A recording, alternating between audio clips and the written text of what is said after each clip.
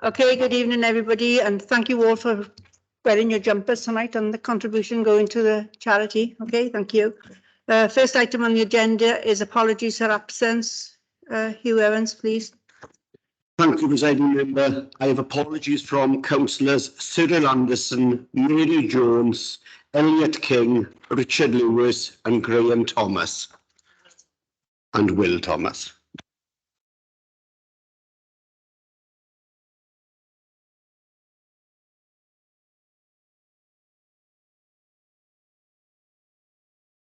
And Sarah Keaton.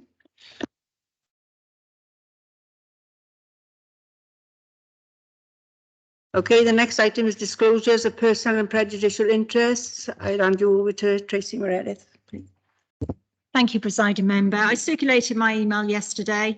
The only agenda item I wish to bring to your attention is agenda item 11, which is the IPR draft annual report. As this consultation covers councillor remuneration, I would advise that all councillors declare a personal interest only under paragraph 10(2)(c) of the code. It will not be prejudicial as there is an exemption under the code. So I will take a block declaration from all councillors in relation to agenda item 11, the IPRW draft annual report, personal interest only. So if you could raise your virtual hands or your hands in the chamber. Thank you, that is everyone. And can I just remind you to fill out the declaration form as well. Are there any other interests? Can I just declare an interest in item 13, councillors' questions, as I'm a member of Friends of Singleton Park?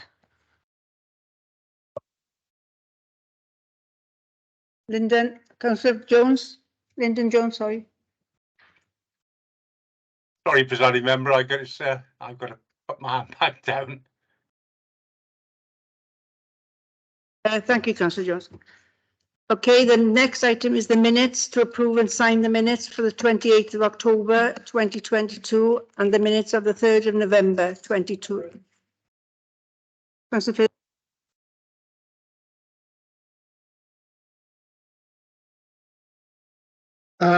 On the minutes for the 3rd of November, Chairman, I did give apologies, but they've not been noted.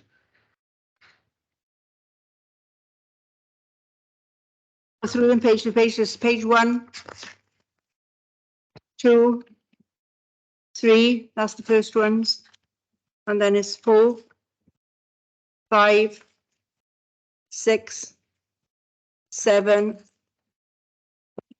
8, 9, 10, 11, 12, and 13. Okay, all in agreement? Okay, thank you. The next item on the agenda is going to be the written response to questions asked at the last ordinary council meeting of the council. The next item is the announcements of the presiding member. Unfortunately, the first one is condolences, and it's for the former councillor Hugh Rees. It's with sadness that I refer to the recent death of former councillor Hugh Rees, represented the Sketty ward in the city and county of Swansea from the 6th of May 1999 to the 4th of May 2017.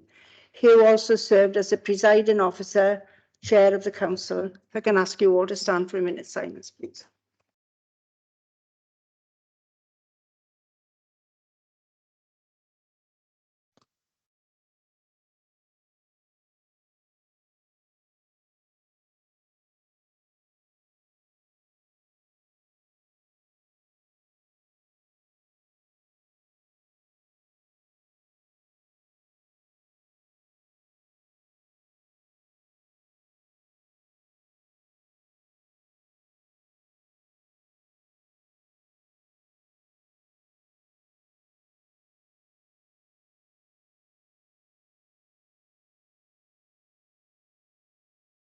The next announcement is the Insulated Render and Cladding Association INCA Awards 2022.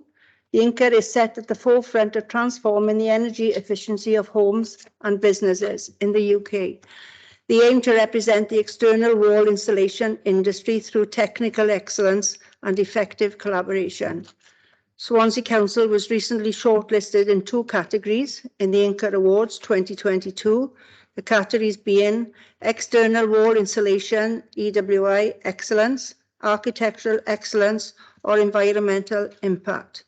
And the second is render only insulated placed elsewhere, in brackets, more homes, Collier's Way in Penlan. And I'm delighted to state that the Swansea Council won the external wall insulation, EWI excellence, architectural excellence or environmental impact at the awards ceremony on the 17th of November 2022. The award was in relation to the decarbonisation works at Jones Terrace, Evans Terrace and Wilkes Row, and congratulations to all involved. The next is the Welsh Government Sustainable Schedule Challenge, Schools Challenge, sorry. Congratulations to Education's Capital team for being shortlisted for their innovative and collaborative bid for Welsh Government's Sustainable Schools Challenge. The teams plan to develop and deliver a net zero carbon primary school build that can make a positive contribution to the environment and surrounding landscape has reached the shortlist stage. If successful at the next stage, the collaboration will include learners, staff, parents, community and supply chains through all stages of the design, construction and operational life of a truly sustainable school in Swansea. The challenge will draw upon the sustainability aspects of the new curriculum and how our young learners translate into their own sustainable community for learning. Again, congratulations to all involved. The next is the Welsh Housing Awards 2022. I'm delighted to announce that the Swansea Council won the Best Housing Story Award of the Welsh Housing Awards in 2022. The award celebrates excellence within the Wales housing sector. The award went to Swansea Council's More Homes team for the Bryn House scheme. The project was delivered during the pandemic and to provide additional permanent and temporary accommodation. It involved the purchase of a former education centre, refurbishment of the main building to provide 4 times 1 bedroom flats, and the purchase of a factory-made 1 bedroom pods that were then craned onto the site. Again, congratulations to all concerned. That's the end of my announcements. Thank you. The next item is the announcements of the Leader of the Council. Over to you, Councillor Stewart. Thank you, Presiding Member. My first one is just to provide members with an update in terms of the help that Swansea Council is providing to people during the cost of living crisis. Since the start of the year, the Council has paid out almost 20 million in grants to hard-pressed families and individuals, including more than 76,000 cost of living payments and a further 40,000 discretionary cost of living payments, 20,000 fuel payments and 4,500 unpaid carer payments. Tens of thousands of families and communities across Swansea will have benefited from millions of pounds worth of grants and other payments to help them through the cost of living crisis. But thousands more who are eligible for the £200 fuel supplement payment or cost of living grant are being urged at this point to get their applications in. They have until the 28th of February to apply, and again we are very keen that the help that is on offer is taken up by people in need across our community. So can I thank again our teams in finance and elsewhere who have been helping get that money to the families in record time, and again I'm sure given the pressures people are facing this winter that those payments will be very welcome to families across Swansea. In terms of the budget, myself and Mr. Smith will be giving an update later in the session, but I just wanted to report back to members. Since we last met, of course, we've had the UK government budget. I'll say a bit more on the detail of that. But one of the things the Chancellor failed to announce during his budget was energy help situation for public sector. What became clear when we looked at the Green Book that accompanies the Chancellor's statement, we could see that the Conservative government had chosen specifically, and I say this really stress this point, they'd specifically chosen to exclude energy help for schools, care homes and communities. That to me is an immoral decision given the stresses that our public services will be facing. It is a political choice. They could have extended the help that is available elsewhere, the cap, to our schools, to our care homes and to our community buildings, libraries, swimming pools, community centres, the areas where people will potentially be having to go because of some of the decisions of the Conservative government to avail themselves of warm spaces this winter. I absolutely hope that the Conservative government will change their position on this, because it will mean that the full force of the current energy prices, which I will remind members for this council means that we have gone from £5 million of energy bills to £20 million of energy bills next year, will fall now squarely on those services, and that is simply a pressure they cannot bear. Moving on to something a little bit more cheery, I'm very pleased that Swansea is host to a new exhibition, that exhibition being His Dark Materials. Councillor King will this evening be opening that exhibition. His Dark Materials, for those who don't know, has been curated by the exhibition team at the Glynvivian in partnership with Bad Wolf, UPR Media and Screen Alliance Wales. And it's the first time this major exhibition has been available. Visitors will be able to take a look behind the scenes and see the costumes, concept art, visual effects, footage, props and more. It's an excellent attraction for people to avail themselves of for free, of course, during the next few weeks. The exhibition itself will run from Friday the 2nd of December to Sunday the 23rd of April 2023. I also want to pay tribute to the work done by the events team in recent weeks again, as they produced a fantastic Christmas parade.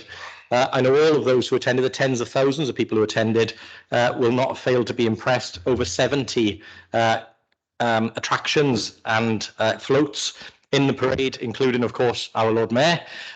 It was one universally well received.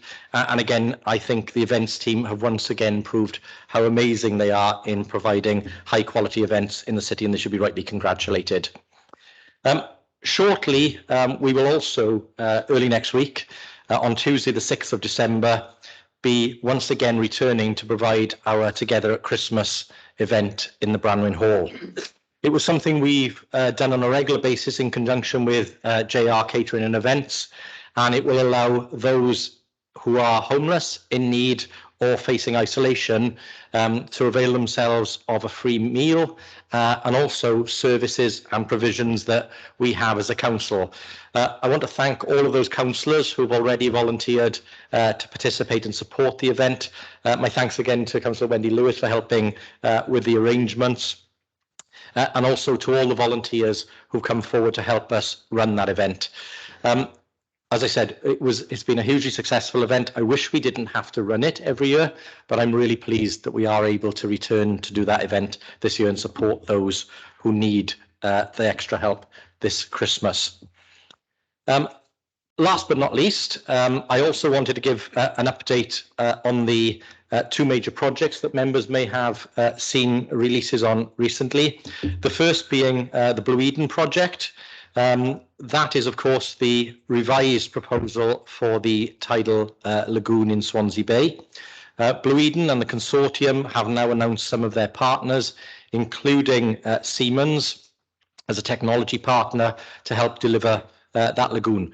Further progress has been made on other aspects of the scheme, and further announcements are due, including additional global partners to help deliver this much needed green energy scheme. Also, Skyline, the proposed development for Kilvey Hill. Skyline Enterprises will shortly begin their site investigations, and this will be a prelude to the submission of a planning application early in the new year. And again, that application, subject to all the approvals, of course, could lead to a fantastic attraction, which would potentially provide a tourism boost of 750,000 visitors a year to Swansea, which will obviously be of great interest to our tourism industry. And finally, because it's something I think we should all do, is provide congratulations to Mr. Nichols, because I think this is his first meeting now as our new Chief Executive. He's obviously discharged his temporary Chief Executive duties with distinction, and I'm very pleased that he was successful in being appointed as our Chief Executive, and I'm sure he will be very successful in the role. Thank you, Presiding Member. Thank you, Leader. The next item is public questions. We got a gentleman, Mr. Davis. Was the ladies as well? Sorry, I didn't realise. Sorry. Thank you very much. Our question refers to agenda item 13. Question 12 asked by Councillors McGettrick, Philpott and Jones, and the Cabinet Member for Investment, Regeneration and Tourism's response. Thank you for your consideration of our question, and it is on behalf of Friends of Singleton Park. Given the importance of Singleton Park, both as a natural green space and a delightful setting for various events, and as the Cabinet Member for Investment, Regeneration and Tourism says, offers a very positive return and profile for Swansea. Would he and the Cabinet Member for Environment and Infrastructure tell us how this financial return has been used in the past 2 years to improve and to protect the park, including green infrastructure? And what are their plans to do so in the next 2 years? Thank you. Thank you very much for your question. Now, once events that take place in Singleton Park don't provide a positive return in both financial terms and profile for Swansea, this does not necessarily mean that the council itself is receiving a significant direct revenue return for these activities. The main financial return relates to the overall economic impact of the events. This is whereby the economic impact of a major event refers to the total amount of additional money injected into a defined area as a consequence of staging the event. The key elements of economic impact are visitor spend and organiser spend. Visitor spend refers to the additional expenditure that is accrued with a defined geographical area from the event-related visitors, such as spectators and attendees. For most events, visitor spend forms the major component of economic impact. However, the organiser's spend in staging an event can also generate additional expenditure in the local economy. Collectively, visitor and organiser spending in the local economy that is directly attributable to the staging of an event in that area, and it can be termed as being a direct economic impact. For the event, it is not only the impact of the event on one particular day that is important, but the impact of the event as a whole. For example, we know that for sporting events, competitors visit the area several times in advance of a race to recce the course. We would hope that most will tell family and friends of their positive experience while here, encouraging future visits. Increasing the profile of a city through the hosting of events has been shown to lead to lasting economic benefits, which include attracting tourists and long-term business investment. Event promoters undertake their own extensive marketing campaigns in order to sell tickets for events that take place in our city. This, along with events related to merchandise, which positions the host location, offers a significant marketing opportunity and complements the work undertaken by this council's destination marketing team. Finally, the impact of events should not be underestimated, nor should the outcomes be measured in purely economic terms. Social and well-being outcomes also need to be considered in the overall event impacts. Events have the power to inspire and change people's lives in several different ways. Staging major events has positive effects on the people and communities that interact with them. Major events have the power to mobilize large numbers of people and create meaningful impacts on their lives in several different ways. At a basic level, this might simply be the creation of an enjoyable or pleasurable experience for competitors or spectators. At an advanced level, this might be the creation of an opportunity that positively changes people's long-term behaviour. For example, sporting events can help promote the uptake of sport, which has lasting benefits to our residents' health. Major sporting events also lead to a rise in volunteers, which in itself has so many positive benefits for both the volunteer and the communities they support. That said, the council does receive income from the commercial events that take place in Swansea. This income is budgeted for part of the strategic income targets within the events budget, which helps to reduce the net cost of the delivery of the council's annual events programme. Now, the annual programme includes a raft of diverse events, including Croeso, the Wales Air Show, fireworks, Christmas parades, as we heard about earlier on, etc. And where funds permit, improvements to our event sites are also undertaken in order to ensure that the site becomes more fit for purpose location in order to facilitate a wide range of audiences and activities. Some of these improvements would not necessarily be visible to the general public. Over the last 4 years, there has been significant investment to improve the drainage towards the top and middle of the park. It's improved IT infrastructure and internet access and improvements to the mains drinking water supply. Additionally, working with partners, the main route from the top to the bottom of the park has been improved and additional lighting has been provided along the route from Oystermouth Road to the university entrance in order to improve public safety.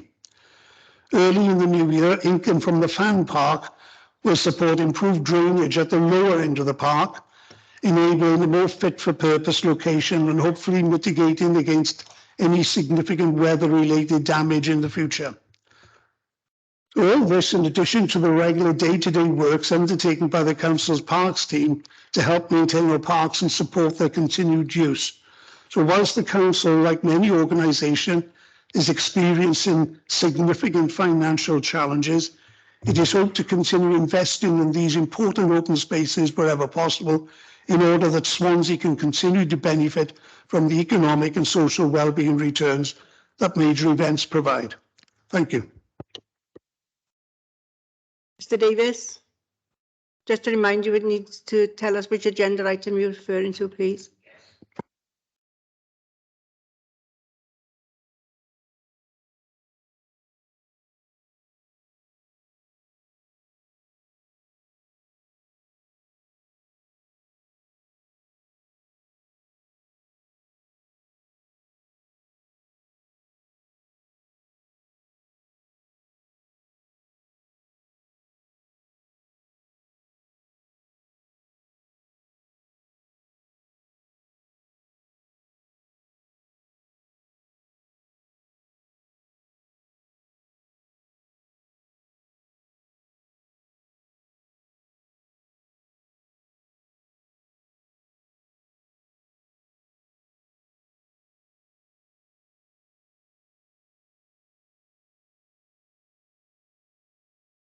Thank you. Am I officially a councillor now or not? Right. I'm David Davis from Penclouth. It's referring to page 27, Transport and Energy, 2.50.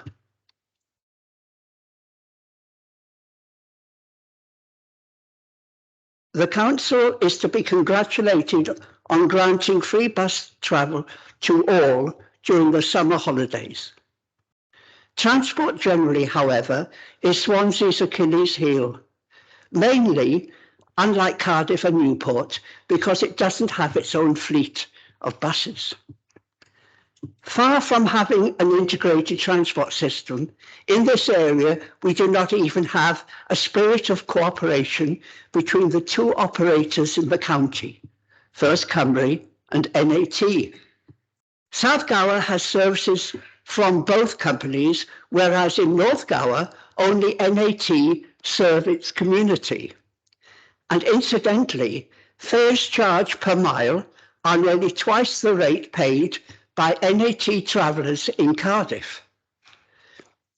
My question is whether the council can challenge the archaic fare structure operating presently, preventing the interchangeability of tickets when passengers transfer from one company to the other. For example, someone travelling from Pencloud to Morrison to work or to the hospital would have to pay twice, doubling their cost. Could I ask whether a further attempt, and I know you've made many, be made to bring the management of the rival companies together to sort out this anomaly? And if that doesn't succeed, whether the Senedd is empowered to force the necessary change? Surely this unfairness cannot continue much longer. In Switzerland, for example, you can have one ticket, will take you on the train, on the bus, the steamer, sometimes on the funicular, and sometimes on the cable car. Here we fight to get buses, 2 buses, agreeing to take the other company's ticket. Quite candidly, it's outrageous. Thank you.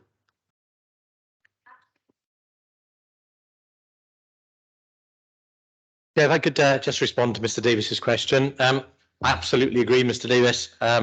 One thing that is clear is that deregulation of the bus services by a previous Tory government simply hasn't worked, and we've been left in this city and this country with significantly higher prices and worse services than almost anywhere else in Europe. You will, if you go on the continent, you will know that you have connected ticketing through transport and much lower fares to use buses and trains than you would in this country. And of course, in some European countries, you can actually travel for free on public transport at this current time. I'm very pleased to say that we are in discussions with the Welsh Government about what we can do with the change in the way that bus and rail operations work. We're very keen as a council to play a leading role in that. Once that is available to us, hopefully in the not too distant future. We have, as you quite rightly said, not really a great deal of competition in bus services at the moment, and we pay very high prices, and we know that operators remove routes often relied upon by communities when they're not commercially viable, and they can do so just giving 8 weeks notice. That is simply unacceptable. We essentially are beholden to those companies. So yes, I want to see us move to a much different system. The metro proposals that we have for light rail, connecting Swansea, Neath Talbot, Carmarthen and Pembrokeshire, as well as the potential for a hydrogen bus trial in this area in the not too distant future, working with Welsh Government. And importantly, Mr. Davis, the point you made, it then allows us to have a single ticket for people to use to get on different bus services, but also to change to light rail services at the same time. That is absolutely what we should be aiming for. I've been very clear with the operators. I want to see reliable, affordable services that people in this region and this city can use. That is something we don't have at the moment, and we really need to work hard for it. I'm very grateful for the work that's going on across the region and with Transport for Wales to achieve that, Mr. Davis, but we're not there yet, but that's where we're heading. Okay, thank you. That's the end of public questions. The next item is the mid-term budget statement 22-23, and it's over to Mr. Ben Smith, please. Thank you, presiding member. It's that time of year again, isn't it, where it's the autumn annual budget update, and I'm afraid it's another verbal update for which I must give my apologies to council and also to the convener of the Finance and Performance Scrutiny Panel. It was my intention, if at all possible, to produce a written report, given you've had a couple of years of verbal updates through COVID. But I think as a result of some what I will refer to as national turmoil on the financial stage, it has proven rather difficult to write something down that was likely to last more than a few moments.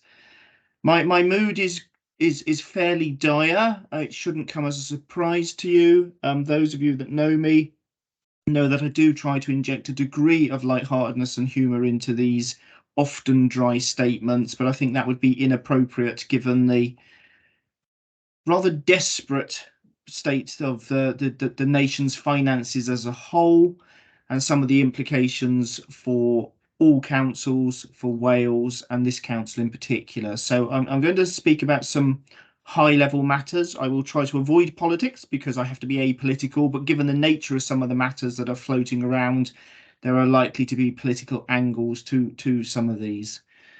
And I'll perhaps start by saying, are we surprised we're here? Probably not. If I go back to the first one of these a couple of years ago, which was a virtual verbal update, I did state that someone would eventually have to pay for COVID and that you could expect, like all councils, there to be tax rises and real terms public sector cuts by the middle of the decade. And that's pretty much panning out as expected, some of it faster, some of it a little bit slower. And I think I also probably ought to take you back then next to the debate we had in the chamber back in February, March time, when inflation was at the heady heights of a whole 7%. We had budgeted for the usual pay awards, which for the last decade have been 2 to 3%. We had a settlement at over 9%, which we all acknowledged was front loaded, followed by 3 and a bit, followed by 2 and a bit. And pretty much the whole debate in the council chamber after council tax proposals having been reduced from 2% to 1% was then around, could it go as low as 0%?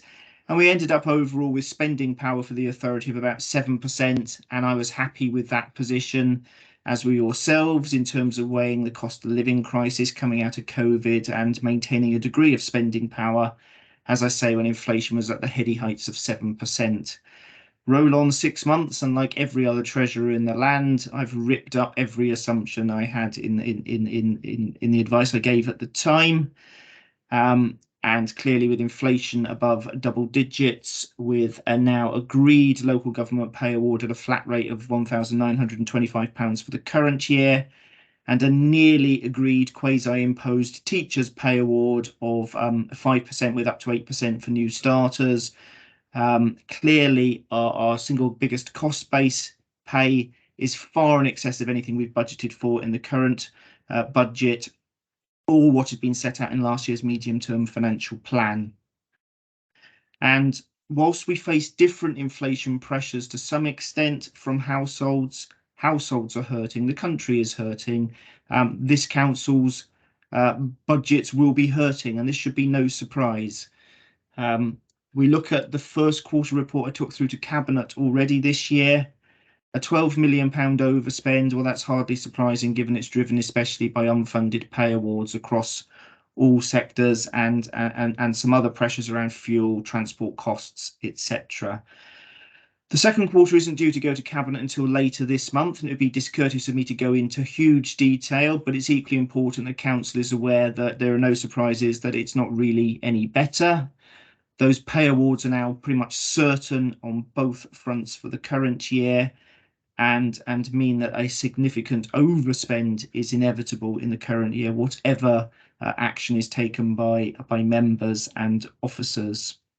And at the broad high level, it is inevitable that a very significant amount of reserves will be spent in the current year.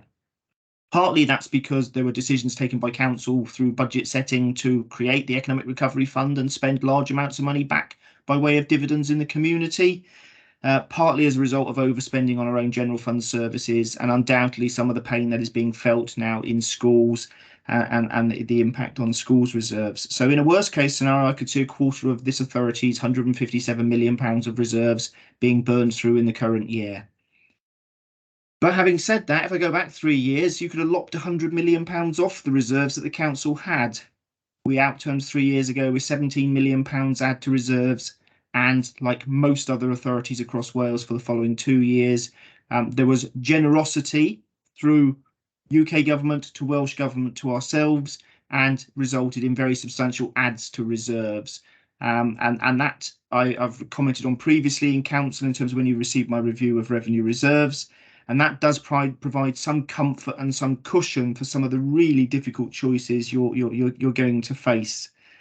But clearly that sort of level of burn rate in the current year, with pressures unabated, looking forward into next year with higher than previously budgeted pay awards, the energy costs that the leader has already referred to. And again, I would reiterate that the advice I've given to Cabinet already, is that we are shielded to some extent in the current year by our advanced purchasing, but they remain incredibly volatile, and we are facing a bill quadruple what we would have in a normal year. And that is very, very difficult to plan and manage for, and more importantly, leave you in a position to make sensible decisions where you are going to have to weigh up setting a credible and sensible and plausible budget which recognises real pressures in the system, but also recognises the population is suffering, household budgets are suffering, and I'm sure there will be unanimity across the piece that you will want to do everything you can to protect services, to judiciously make some use of reserves, and try to keep council tax levels down when literally every other bill in the land is going up. It's a difficult one for me as your statutory finance officer. I can be at some level completely dispassionate about it. When you set it in the context of the amount that household energy bills are going up, that our energy bills are going up, that our pay inflation bills are going up, which we don't have control over, it would be perfectly reasonable for me to come and give you advice that you would have to put them up by eye-watering sums. The LGA has said that if you do the maths, you could end up with very, very high levels of council tax increase. I don't think that's politically acceptable, whatever your political persuasion, and going to be really difficult for the populace. But council tax is highly geared, as you know, in Wales and for this authority. For every, for the amount we get through revenue support grant versus council tax, it's geared 3 to 1. So if we don't get significant increases in revenue support grant, there aren't many opportunities for where we can go on council tax.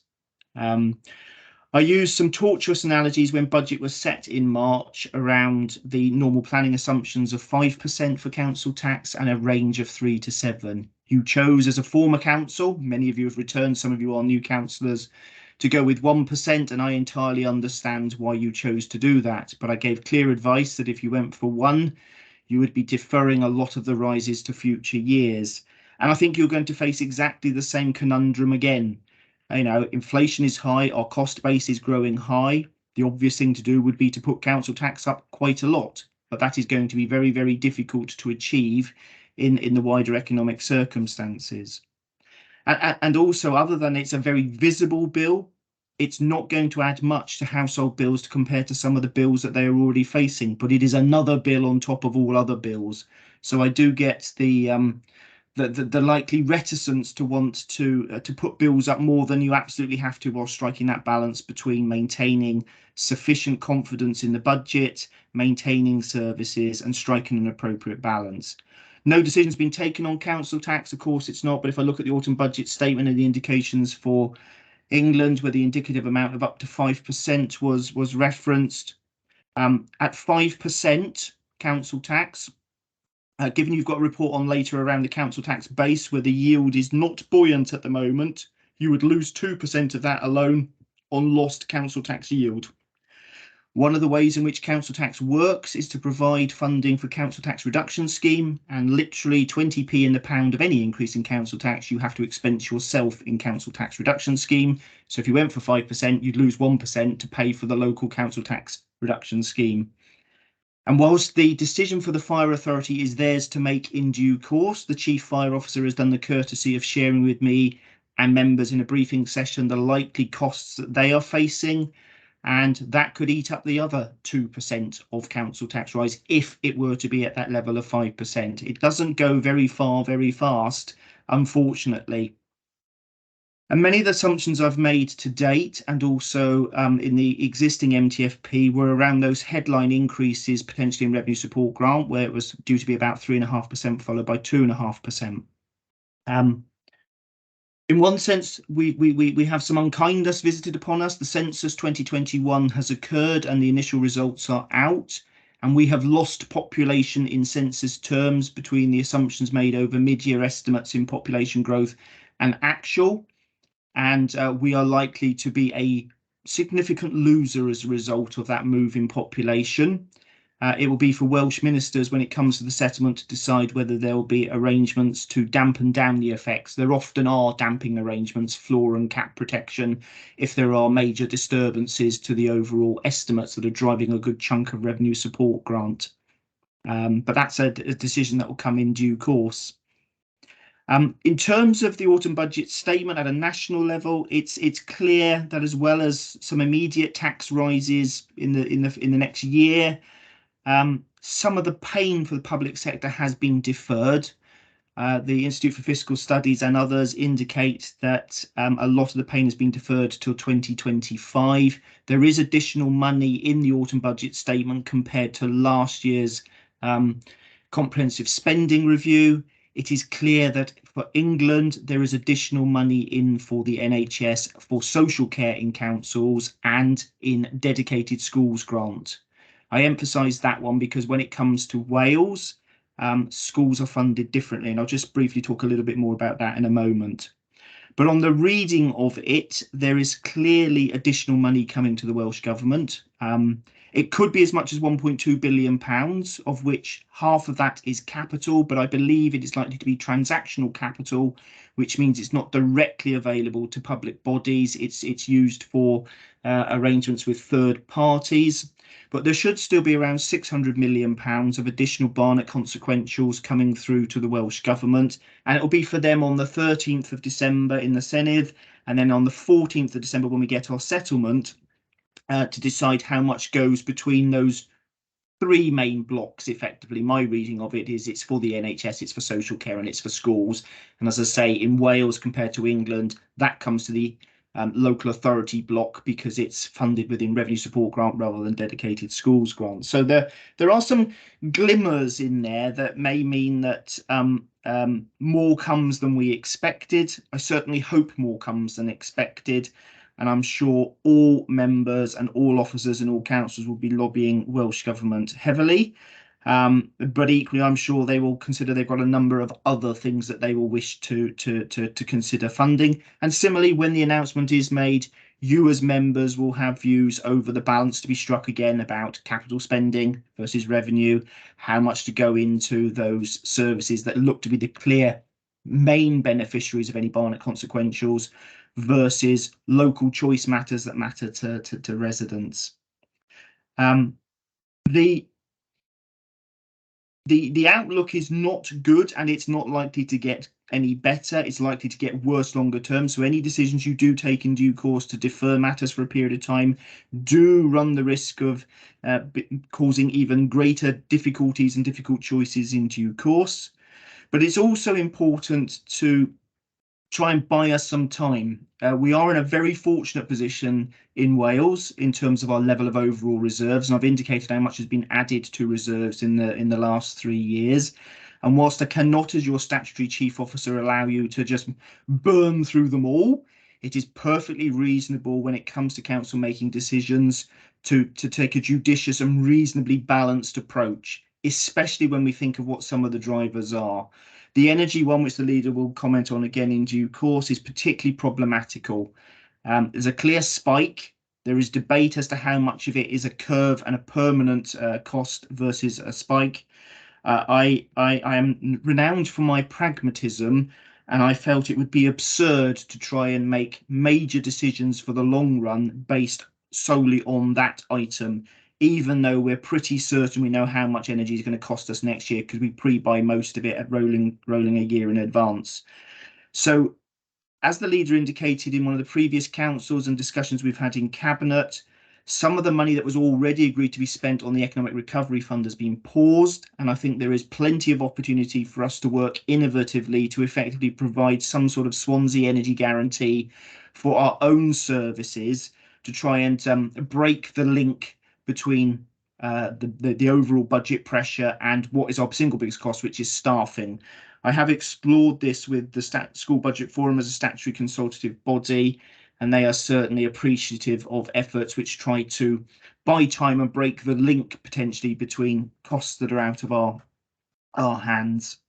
In similar vein, but harder to do much about it are the pay costs. It is for others to debate the relative fairness, affordability of them, but it is clear they are well in excess of anything we've budgeted for in living memory. They are not funded, and that those costs are problematical for all authorities.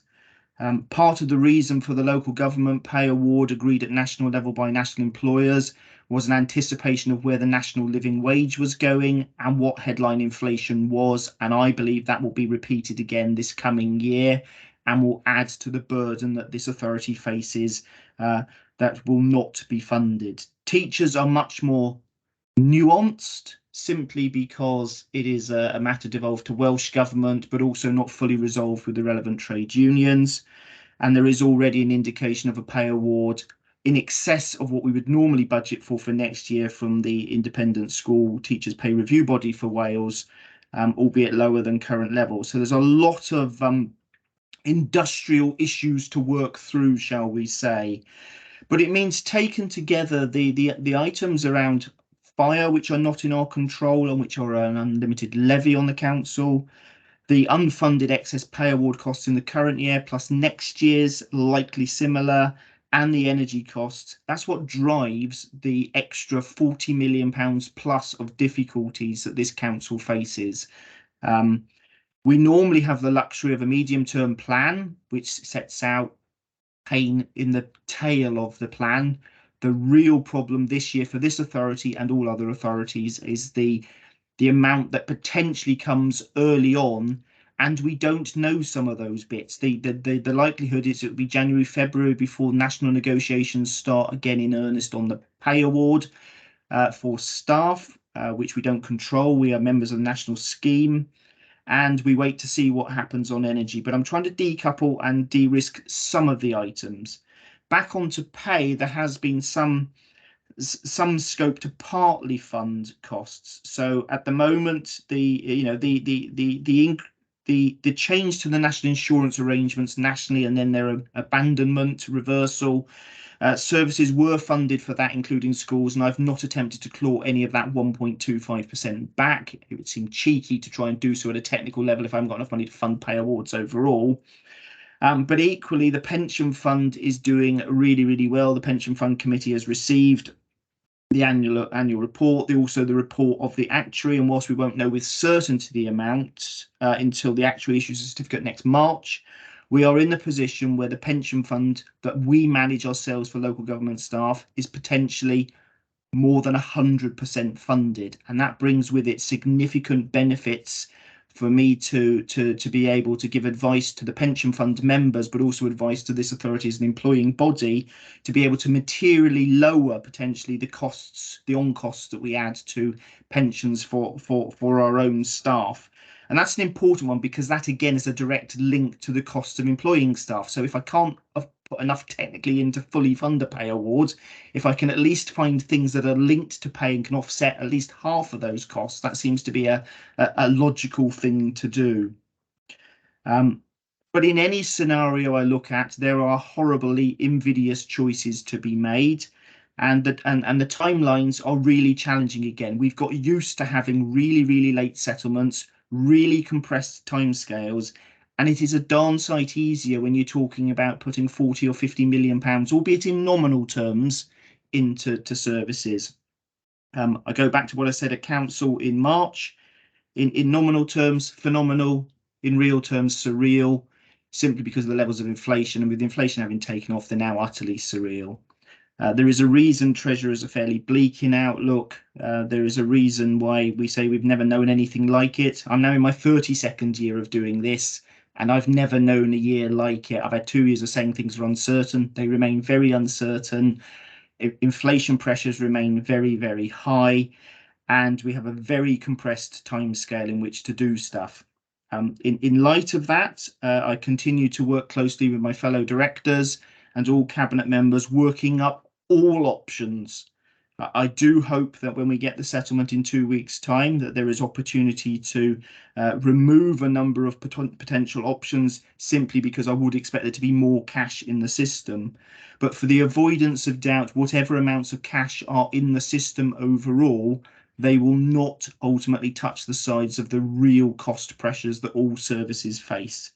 That's a real challenge for this council. It's a challenge for all councils. But we do have more insulation than many in terms of the reserve levels we have. The final thing from me is that things are not getting any easier in terms of the technicals either. I'm in a difficult position as your treasurer. We normally produce the accounts at the end of May. We get them signed off. It's such like I've kept the audit committee advised. We are yet to have our 21-22 accounts audited by our external auditors. It is underway. We are late compared to normal. There are extenuating circumstances and there are extensions granted to all authorities to at least the end of January on that. But it's important because you get very rapidly to the point where you're setting the budget for 23-24 before you even know the 21-22 outturn. Statement of accounts, I should say. I did focus on making sure the outturn was brought. And this is important because authorities that get themselves into difficulty can compound that difficulty if you end up with 1 year overlapping with another year and then overlapping with another year. I remain really, really confident, given the work we've done with our auditors and the work we've done with them over the years, that there are no risks to any of the cash-backed reserves, the important ones that enable you to make sensible, balanced choices going forward.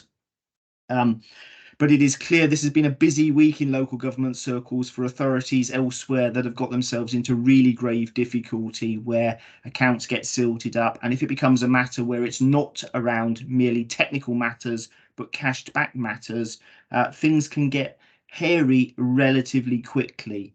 There has been 3 days on the trot of very serious matters in other authorities. I take no relish in it, so I won't name those authorities.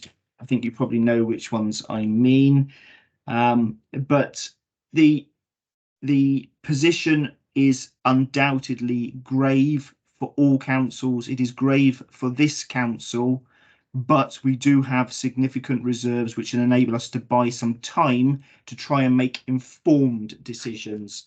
And I will, within the powers available to me, try to be as pragmatic as I can in that advice.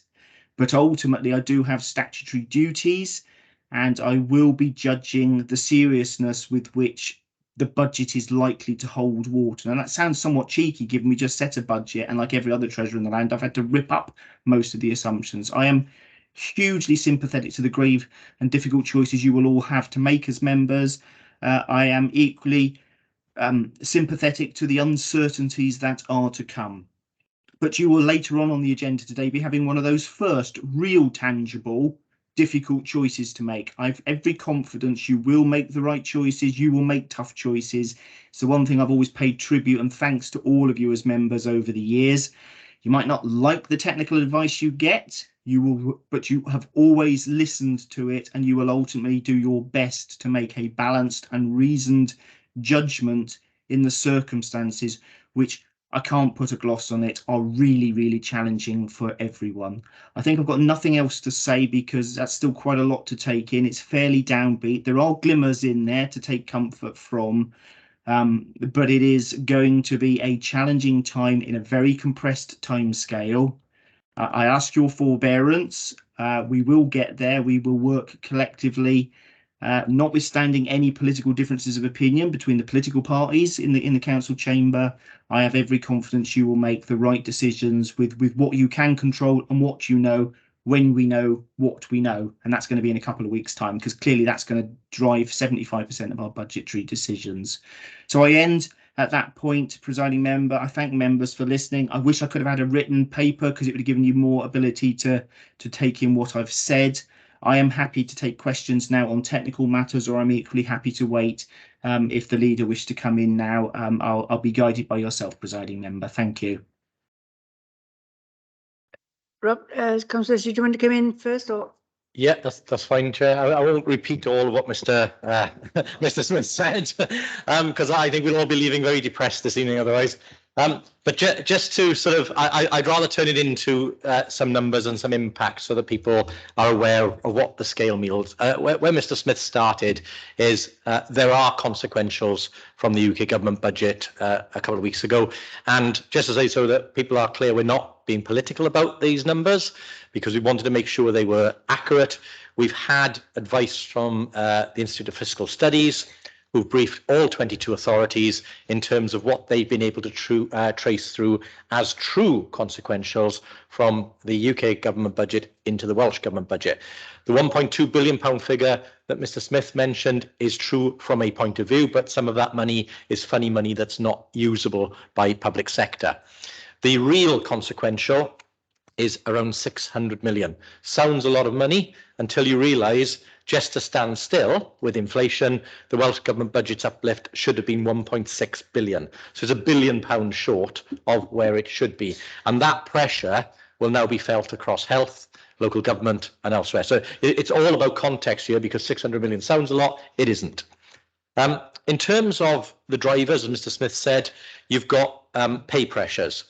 Our position in this council has been that we believe our key workers, those people who got us through the pandemic, the people were out clapping on the doorsteps, deserve an inflationary pay rise so they don't have their pay eroded.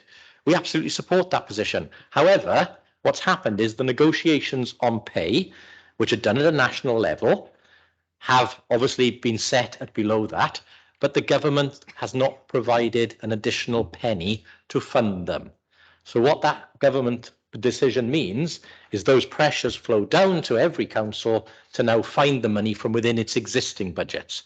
That is simply unmanageable. If you have a cake which is divided into 12 slices and you make each slice bigger, you have less slices. It's exactly the same with a council budget. It is absolutely unworkable, and you know, the government knew exactly what it was doing when it adopted that position. But even within the pay award, there are some things to applaud. There's £1,950 being targeted at those at the lowest end of the pay scales, and that is to ensure that those at the lowest end do receive an inflationary raise in their pay awards, so that at least the bottom of the pay scales do come up by that measure. Elsewhere, it's around 4%, 4.5%. The other one, which I mentioned earlier, was unfunded energy. As I said, for this council, it's our energy bills going from 5 million to 20 million, and that is virtually baked in, as Mr Smith said. Across Wales, it's over £200 million being seen by local government. And of course, for us, just to be clear, half of our energy bill is spent in our schools because they are the majority of our buildings. We cannot switch the lights or the heating off and leave our children in the dark during the winter or in the cold. It's simply not a choice. So why would the government exclude the help for energy from that sector? Likewise, in care homes, there are specialist equipment, there are needs to heat our care homes. We cannot simply turn off the energy. It's not possible. And across all of your communities, many of you applauded the councillors in this chamber for helping to create warm spaces and safe spaces across Swansea. Those facilities will now face extra energy bills as a result of the government's budget in London. So again, political choices made in London that are now going to affect us here in Swansea. And of course, this comes on top of 10 years of austerity, where people's living standards and wages have been suppressed through the years of austerity. And to put this year's £44 million gap for this council into context, and as Mr Smith said, it's at exactly the same relative position across Wales. The biggest savings we had in any year of austerity were £27 million. So you can see how much more is required just in 1 year. It's over 70% bigger in one single year. So this is absolutely unprecedented, as Mr Smith said. And just again, to put that into context, that 44 million, if you were to rate, and I'm not suggesting we would do this because, again, we are very mindful of the cost of living pressures on our communities. But if you were to go down the route of putting it all on council tax, you would see council tax rise by some 42%. Simply unmanageable. It's moving the pressure from national government down to local taxpayers. Unacceptable. And certainly we'll be bearing in mind I'm sure when we make our decision, the pressures on local families already from cost of living. But if you were then to take it out of services, it would mean completely closing every library in Swansea. It would be stopping every refuse collection in Swansea. It would be turning off every light in Swansea. That's the scale of what 44 million would mean. Nobody wants to do that, and nobody should be forced to make a decision like that. And that's not what any of us came into local politics to do. But that's what the government in London are forcing us to even consider. I have to say that there were elements, of course, that happened in London over August and September during the very, very short Truss government, which have left families with even more pressures. Because whilst things like the cost of borrowing have eased a little bit, and the pound against the dollar has eased a little bit, helping with energy, of course, mortgage rates went up. Mortgage products were removed from the shelves. And there are many, many families and homeowners across Swansea and elsewhere in the UK now who are paying much, much higher mortgages as a result of the disastrous decisions made in London. So, I want us to be clear. We will, as we've always done, do our best for the people of Swansea and make the decisions that we can. Mr. Smith mentioned the reserves. I'm very pleased that we made sensible decisions over the last 3 years to bolster our reserves, and we will need to dip into them this year to try and protect services and protect jobs. We will also, of course, do our best, as I said, in terms of making decisions on council tax.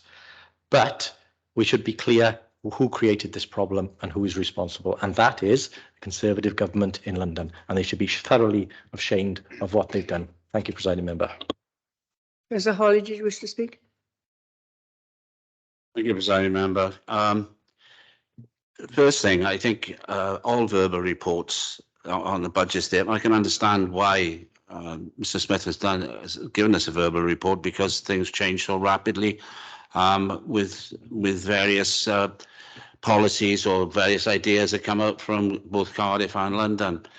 The problem is a verbal report, and it was a very long, very detailed verbal report, which many people I find will not quite grasp the whole idea of what was behind it. But I understand that what the leader has said has helped a great deal in clearing up what is a very, very difficult and a very difficult time that it was going to have through this budget process.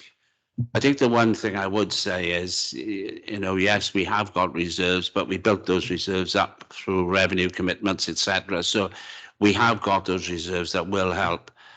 My big problem with the budget coming up is the timescales. I think the idea that we will have a budget on the 13th, 14th, 15th of December, and then we have to have a cabinet then before Christmas, and that cabinet then has to have a consultation period taking us into January, and then we have a budget meeting in February. It gives very little time for consideration, and especially consideration for people to look at what is being proposed by yourselves in the cabinet, and for us to look into it and see what's going on.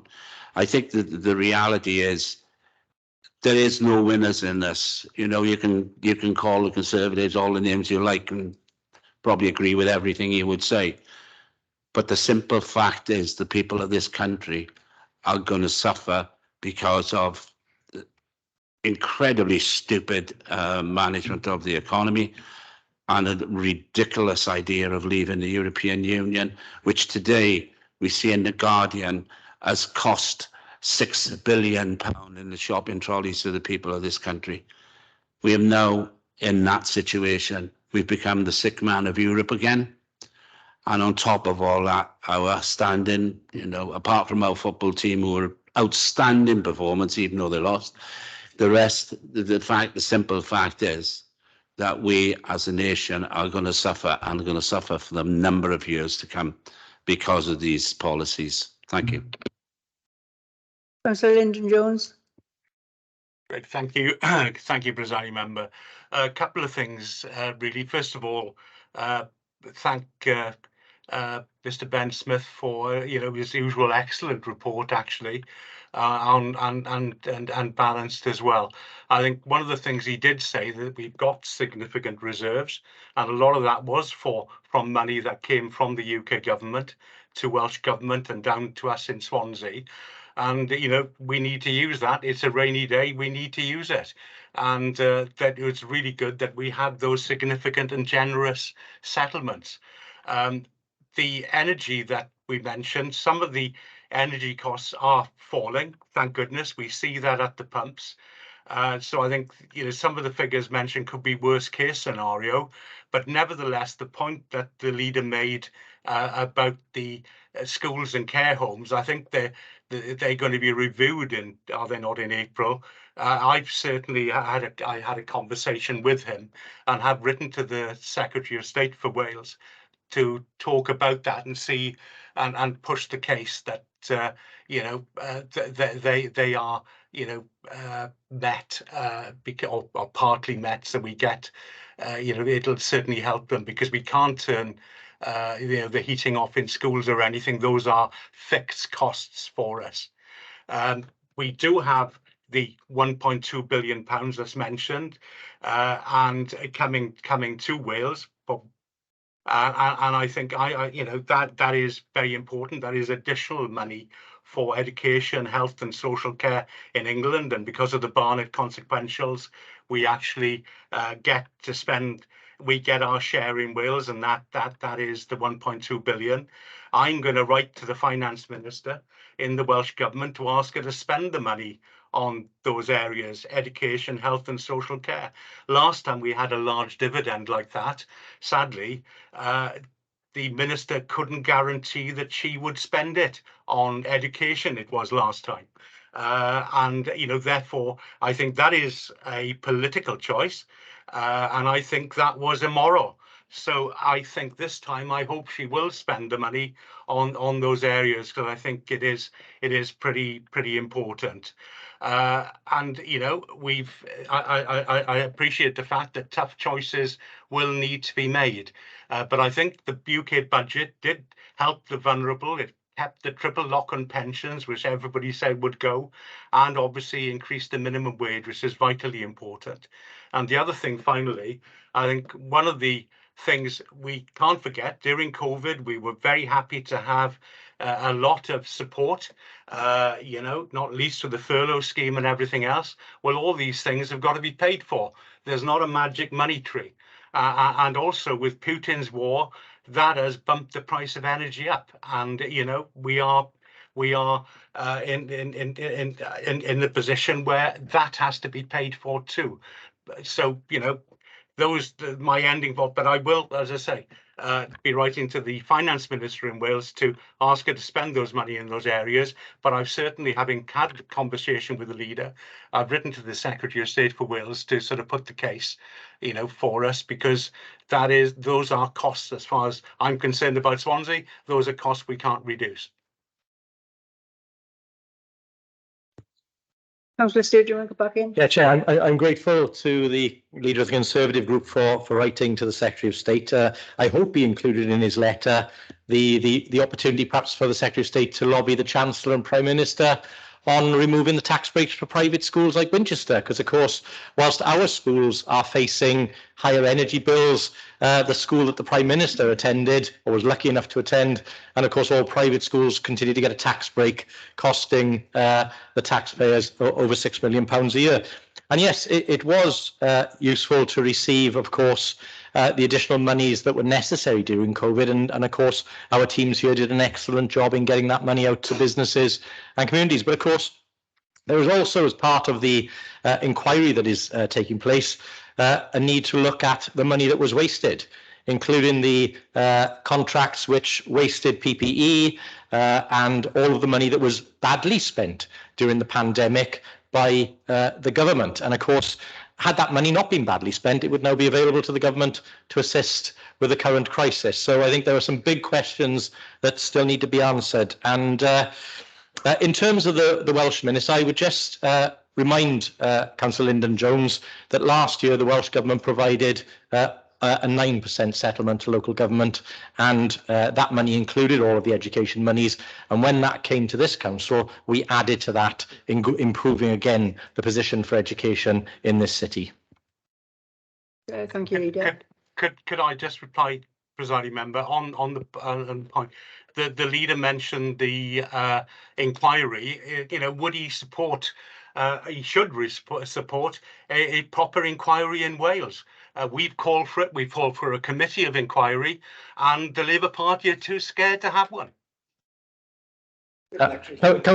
Councillor Jones, I think, has missed a bit of the picture here because we are actually participating in the current inquiry and we are providing evidence into it now, as is the rest of Wales.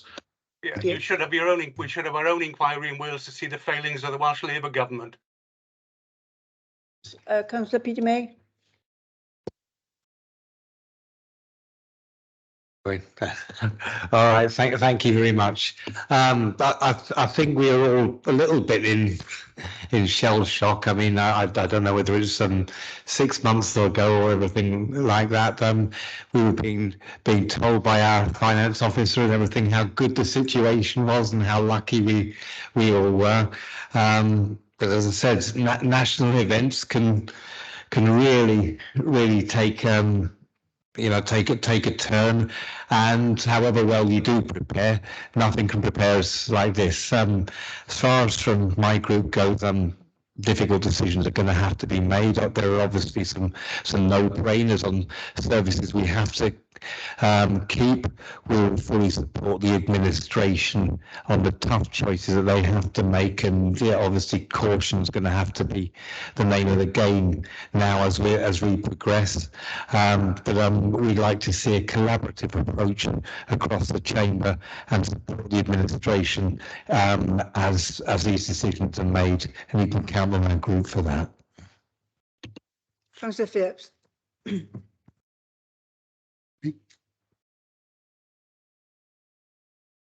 Thank you, Chairman. I think the Councillor Lyndon Jones, I don't know whether he's the ghost of Christmas past or the ghost of Never Never Land, perhaps even La La Land. But if he's going to be writing to anybody, he really should be writing to the Chancellor of the Exchequer, because we are in this position because of an accounting convention, because the Conservative Party decided on a rate of repayment of debt to GDP, which is far, far lower than most of the other developed countries in the world, certainly much lower than the rest of the major countries in Europe. If we had a rate that was equivalent to Germany, we wouldn't actually have a black hole in our finances at all. We've only got it because of this passion for repaying debt. Government exists on debt. We fought the Second World War on debt, at debt levels far higher than we've got now. So we're not prepared to put the money in to supporting those people in need in this country, from starving, from freezing, from our children being properly educated, whilst we pursue a parsimonious thing of saying, never be a debtor or a lender be. This could disappear if there was a little more humanity in the people at the top. At university this afternoon in a lecture, students were comparing and asking why we had people in charge of the Home Office like Priti Patel and Braverman, who clearly don't have any humanity at all. How can you be in charge of the Home Office if you have no humanity? But I agree with Councillor Jones in the sense that our finance officer has provided a detailed, if grim, interim financial statement, which frankly is in a necessary corrective of realism to the Christmas jumper bonhomie that's otherwise displayed in this chamber.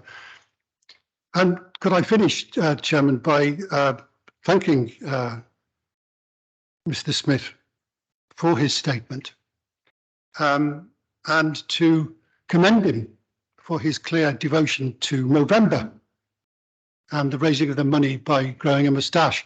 But I could tell him perhaps that if I could ask him if he would now stop, because he's now frightening me.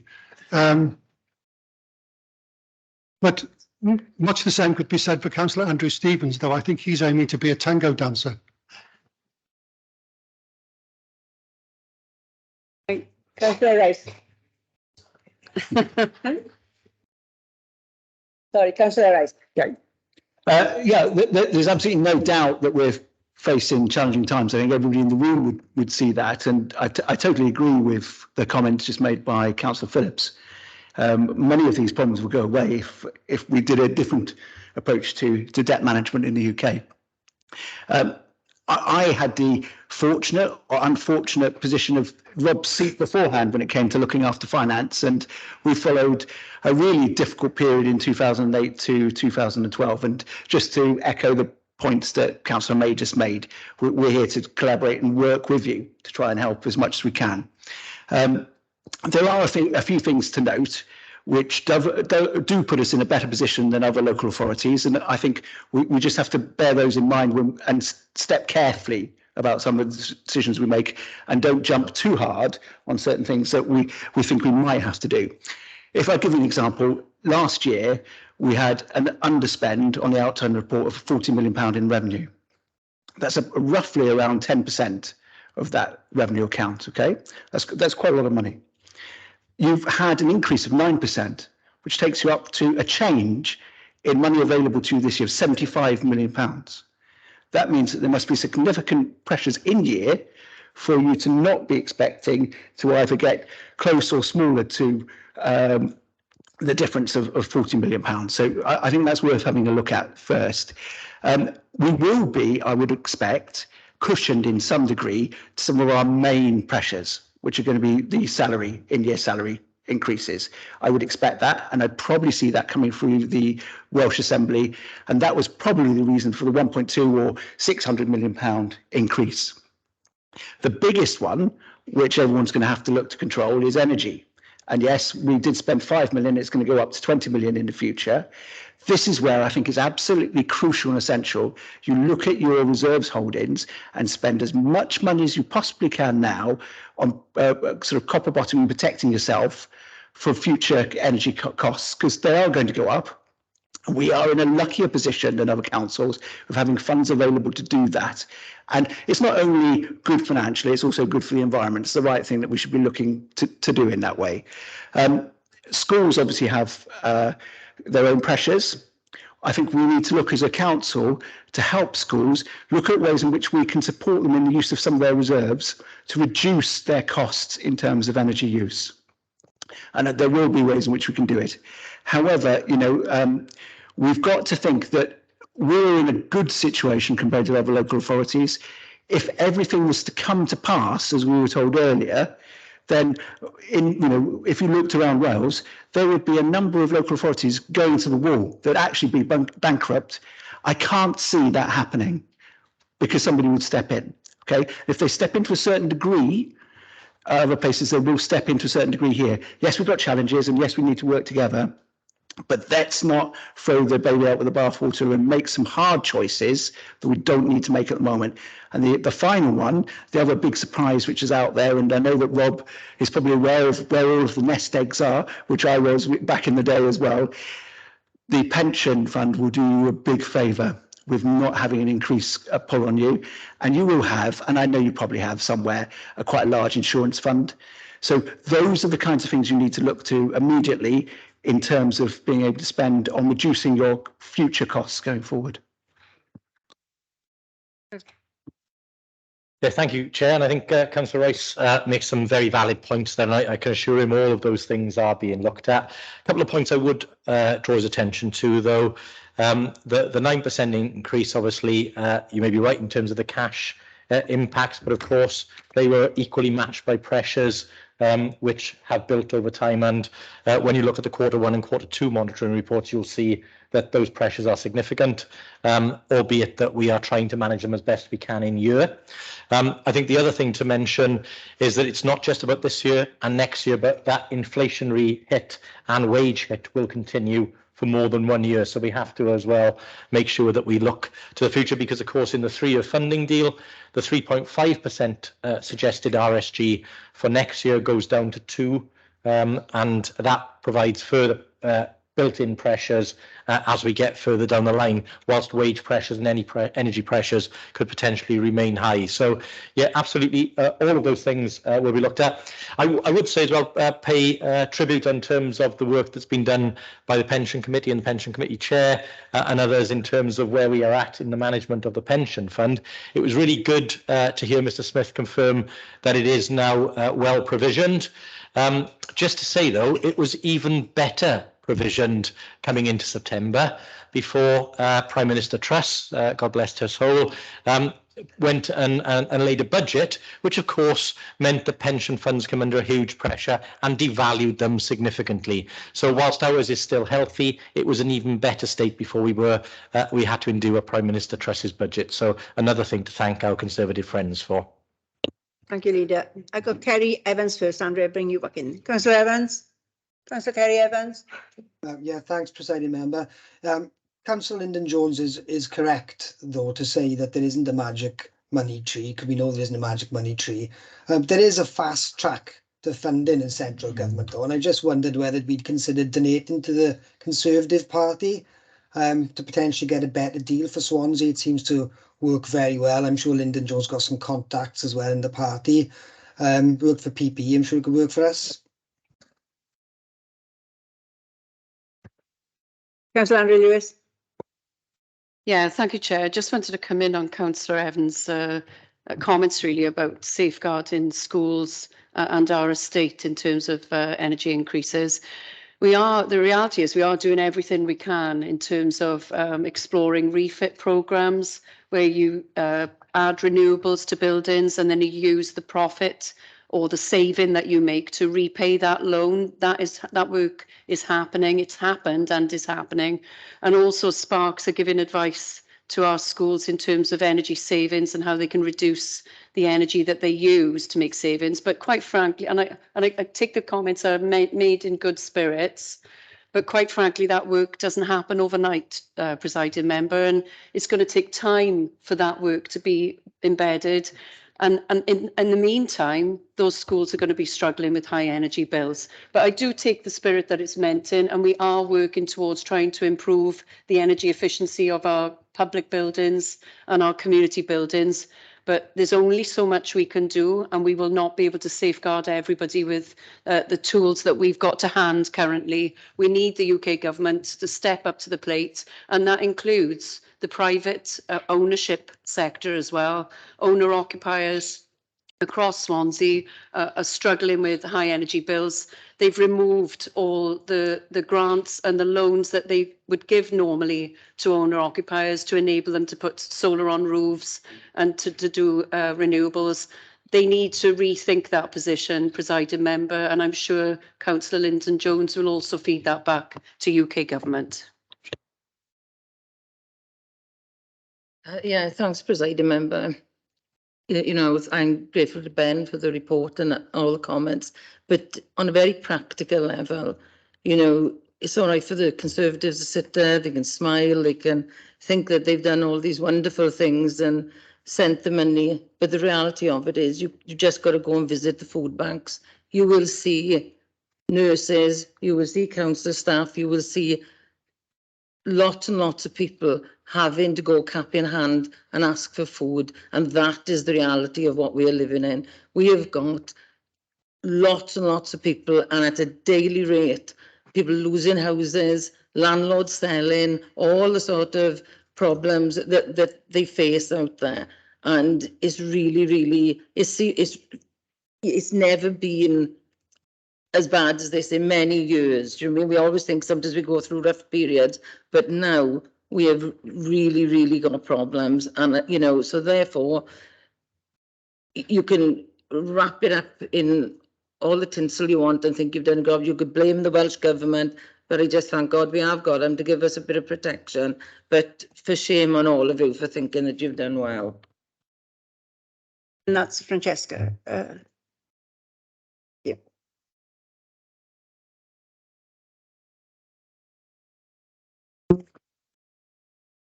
I'm sure somebody's turned that off for a reason, but thank you, Presiding Member. And I think everyone agrees that there are going to be tough times ahead. I don't think anyone's wrapping that up as a Christmas present. There are going to be tough times and tough decisions to be made. And I'm pretty sure everyone in the House is going to work together and politics to one side. But as we're all in the mood for writing letters, I do hope that we write to the Welsh Government that are prepared to spend an extra 100 million on more politicians, which I think the money could be better spent here in Wales, and also the introduction of a tourist tax, again hitting the taxpayer. I do hope if we are in that mood, let's write to them and reverse that decision, which again, you know, you may laugh, but have you gone out to the businesses that are going to be affected by the tourist tax here in Wales compared to other places in the UK? where, let's not forget, that tourist industry in Gower and probably Swansea also props up the agriculture and farming industry too. So it may be a laugh and a joke, but I don't think the residents or those that I know who rely on that find it funny. And I also would like to add that it is really, really sad what you said, Alison, about the food banks. It absolutely is. It's also really sad on the day that the fuel payments are released, if you've been into Swansea Centre, to see the amount of people that are actually on drugs and taking stuff. And it's open. You can see everything going on. That's really, really sad as well. Thank you. Chair, if I could just respond to that. I mean, best diversionary politics I've seen in this chamber for a while, but let's not fall for that. The issues around tourism tax, first of all, let's talk about that. Firstly, all Welsh Government are doing are giving local authorities the opportunity to consider whether or not that is appropriate for their area. It's not being imposed, and it is something that we will need to consider in consultation with the tourism industry in Swansea and Gower. If it's something that they feel could bring them bigger investment, then that's something we will consider. But of course, that is nothing compared to the damage that has been inflicted on the tourism industry and every other economy and industry in this part of the world through the Tory government choices. I mean, the fact is that people's incomes are going to go down by at least 7% because of the budget. They're not our figures. Those are independent figures in the OBR report. It's what your government have done to every single person in this country. And there is where the damage is being done. So you can try the diversionary politics. It won't work. Very grateful to see both of you as well, encouraging people to come along to the warm-ups. I think it's called Team Mumbles you go under on Facebook. I hope you're honest about saying why that is necessary, because of course it's your party that has made those things necessary in our part of the world. So again, you know, it's important that we're honest with people about what is causing that. And then finally, all I would say is, in terms of the Welsh Government, we talk to them regularly. The money that is available through the UK Government's budget, we are in discussions with the Welsh Government about making sure that flows through to Swansea and to other councils. And finally, on the city centre, when you talk about issues in terms of drug taking and others, and that won't be unique to Swansea, it will be something that is affecting every part of the UK. Again, you cannot look at the effect and not look at the cause. If you've been taking money out of people's pockets for years, if you've been making people homeless, if you've been removing support, if you've been devaluing and defunding the NHS, if you've been taking down drugs programs and removing the funding over years of austerity, you're going to see those impacts. So I think you need to talk to the people responsible for creating those issues and putting people in those vulnerable positions, and that are your colleagues in London. I'm going to take the last one from RFT. Well, it's because the Conservative councillors have actually introduced something that is not true. It's a blatant lie. Now then, I'm not going to sit here and be lectured to councillors. You know, I was listening to Lyndon Jones earlier on. I knew it was the pantomime season by the waffle that he was coming up with. But for the councillors opposite the chamber there in here, and great that you tried to make a contribution. It is not true that a tourist tax has been introduced. It's been out to consultation. The trouble is, it's the myths spread, like the members over there, as that this is a fait accompli. You can shake your head as much as you like. Read the documents. I'm sure you can read. And you talk about consulting. We have consulted with the trade. And at this time, the trade are not happy to have a tourist tax. That's true. And they feel that at this time, with VAT and having to administer VAT and a tourist tax at this particular time, and the hardships being hit because of this Conservative government, they find it hard enough to actually pay the bills to keep their establishments open with the high rise in electricity and gas bills that they are getting because of decisions made by the jokes of members of Parliament who have voted in Tory prime ministers, one after another, who have made Britain a laughing stock within Europe. And all the benefits that were going to come with Brexit. Well, you know, I haven't seen any benefits. But it is not true that Welsh Government has introduced a tourist tax. They've asked people and asked local authorities whether they wish to consider it, and that it will then go back. And then, you know, is France, is Austria, is Germany, a lot of these places that have introduced a tourist tax, that money could be spent locally. Is it such a bad thing, or is it just a fait accompli? I've got an open mind and will listen to the trade, and I've consulted with the trade. And we will then make a decision from the consultation to go back to Welsh Government on it. But do not scaremonger to the people there and come into this chamber and make statements which are not true and not correct. Thank you. I'm going to move on now. That was a verbal report. So I'm moving on to the next item, and that's the policy commitments, the first 100 days. Councillor Stewart. Thank you, Chair. Mr. Smith has given me some notes on this one, so I will only be about half an hour. No, I'll try and be a bit more positive. This, I think, in contrast to what we've just been discussing, I think is a really positive set of statements. I won't go through it in too much detail because I know members will have read the report, but just to draw out a couple of items. Firstly, can I thank the Cabinet members and the officers for the work that they've done to really ensure the things that were promised as part of the now administration's manifesto back in May, which were turned into the policy commitments of Council, have been progressed at breakneck speed. Including within that, of course, are some of the things that have been very dear to people in this chamber and across Swansea, including things like the allocation of the extra operatives in every community. So every councillor now has an operative that they can direct to help clean up their community. Delivery of things like new bus shelters, new bins, the patch team, investment in our roads, the plan to reform our local libraries and turn them into hubs. And of course, we're making great progress with repurposing the British Home Stores building in the city centre. Loads of stuff on regeneration in terms of what we're doing to try and secure a new tenant in city centre, specifically around the Debenham store, the work that Urban Splash are taking forward on a number of sites, and the work that's being done to deliver that hub on the Kingsway. In addition, there are obviously the progress that we're making on other major projects like Skyline and, of course, the River Corridor, where we will see the pontoons installed in just a few weeks' time. And obviously, our events programme, we've had a fantastic Christmas parade, and of course the arena is really doing exceptionally well against the targets that were set for opening. There is lots more in this report across every department of the council and every portfolio. I'm really pleased to see this administration delivering on its pledges despite the headwinds and the challenges that we have, and I'm very pleased that we are delivering on what we promised for the people of Swansea. So I'll keep it brief, Chair. RFD. Oh, sorry, Councillor Lewis is before you. Can I just bring her in? I'll bring you in, sorry.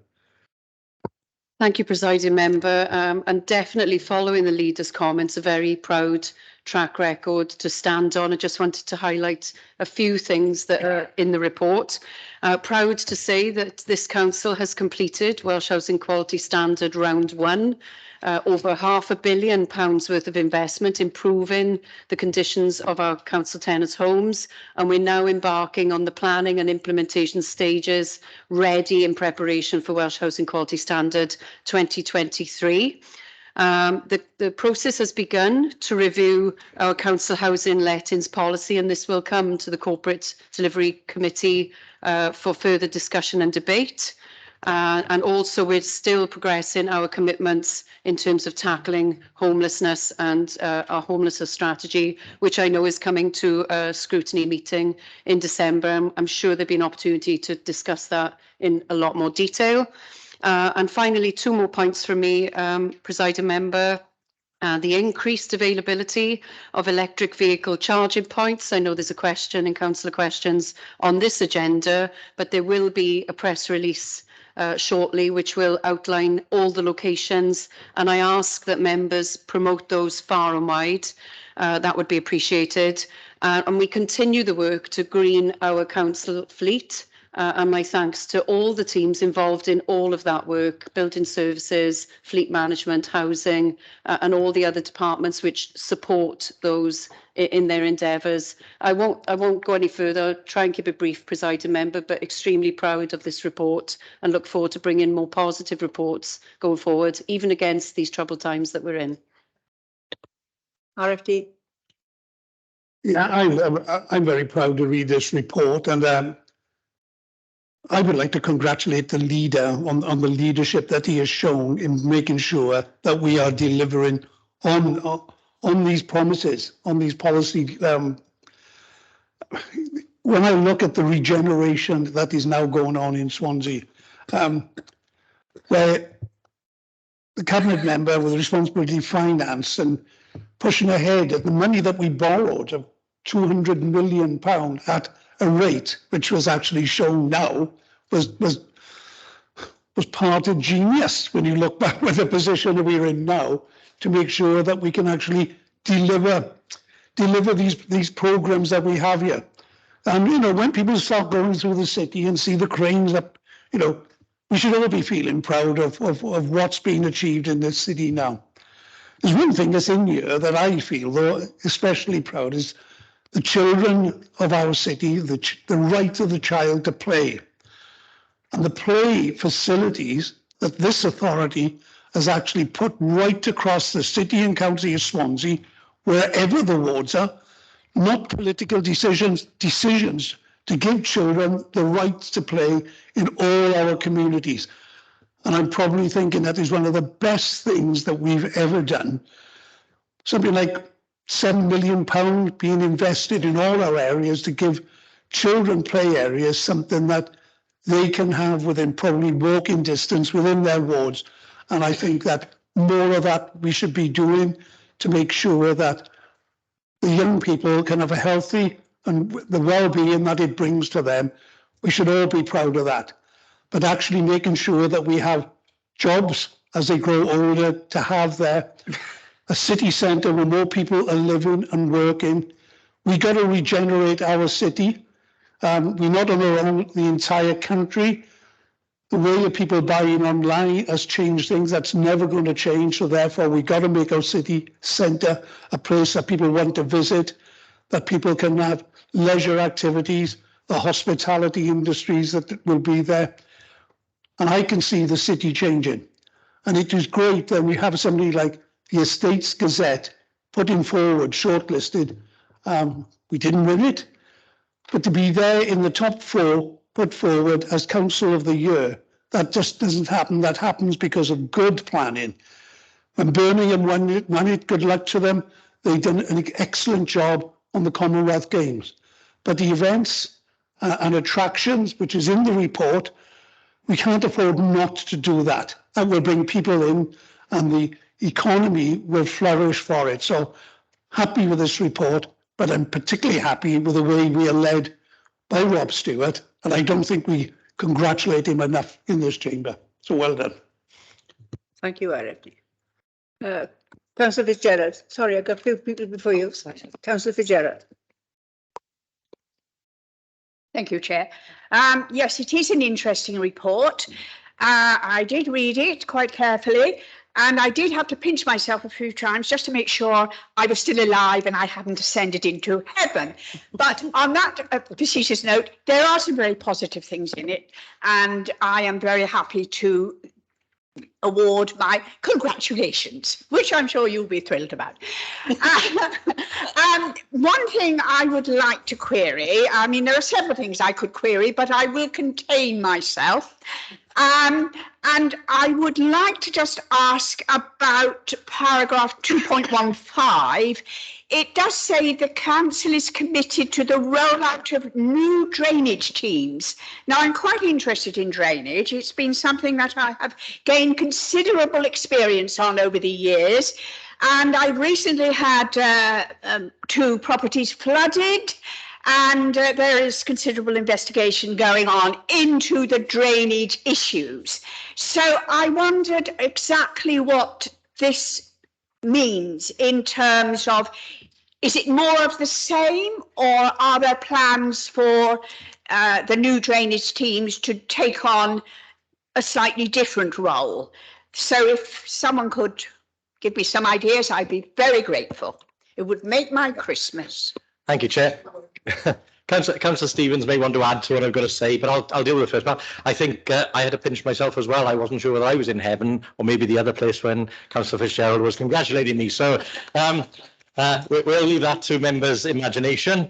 On 2.15, just to be really clear, as part of the ERF funding, we expanded the drainage team's availability and purchased further equipment.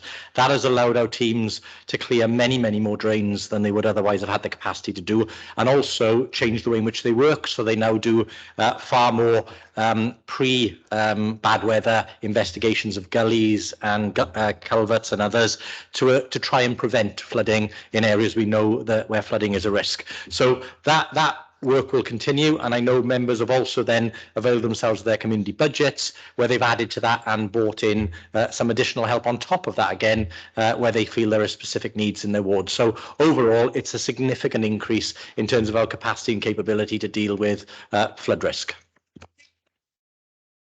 Councillor Pritchard. Sam. Oh, thank you very much, Chair. Can I just say, as a former Cabinet Member for Children's Services, I would echo the calls of Councillor Robert Francis Davis, because investing in our children, investing in their futures, I don't think there is a more worthy investment for the state of the city. And so I am delighted to see that, and delighted to see that that is money that has been invested throughout the city, not just in one area, not just in one place, but every ward has benefited from this investment into play facilities. I'm particularly glad in my ward that play facility that I used to play on has finally been upgraded, because it's been the same since I was younger. And so I'm delighted that that money has gone into it, and particularly on that thing, we should be incredibly proud as a council.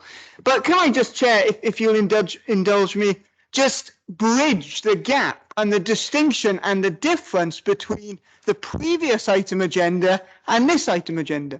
What we've been discussing in the previous item agenda is the issues and the problems and the difficulties caused by a UK government. And it's quite tragic in a way that Liz Truss lasted 6 weeks, but the effect that she had on the economy, the devastation she had in the economy, will far outlast the amount of time she was in power.